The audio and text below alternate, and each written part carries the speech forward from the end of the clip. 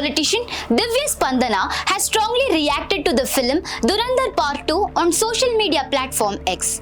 In her post, she wrote that after watching the film, it felt like reading a very boring subject with endless chapters where at some point the brain simply gives up and starts laughing out of frustration. She advised viewers that if they really want to watch the film, they should not waste their time and money in theaters and instead watch it on a streaming platform where they can pause, scroll through their phone or exit anytime. According to Divya Spandana, the film's direction, dialogues, editing, background score and acting are all weak. In a sarcastic tone, she remarked that it seemed as if the team was either unaware of the March 19th release deadline or knew about it and still went ahead saying everything was fine. Referring to the first part, Dhurandhar, she said audiences were clapping, cheering and fully engaged, whereas the second part witnessed a completely disappointed atmosphere in theaters with almost no audience response.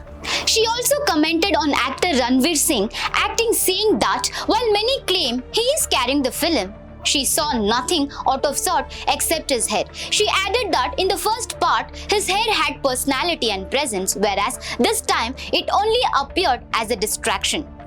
Criticizing the film's violence, she said, "It is not a movie but rather an example of turning every possible object into a weapon, including syringes, spanners, knives, chains, guns and bombs." She stated that director Aditya Dhar seemed to be trying to make each scene more violent and bizarre than the previous one, which ultimately makes the film unintentionally comical instead of serious.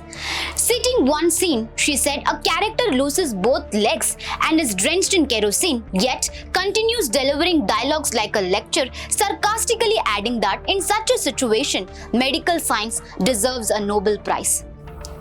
In conclusion, Divya Spandana called Dhurandhar 2 a major disappointment, describing it a boring or unintentionally comical film at best. She added that while the first part entertained audiences, the second part leaves them questioning why the film was made at all.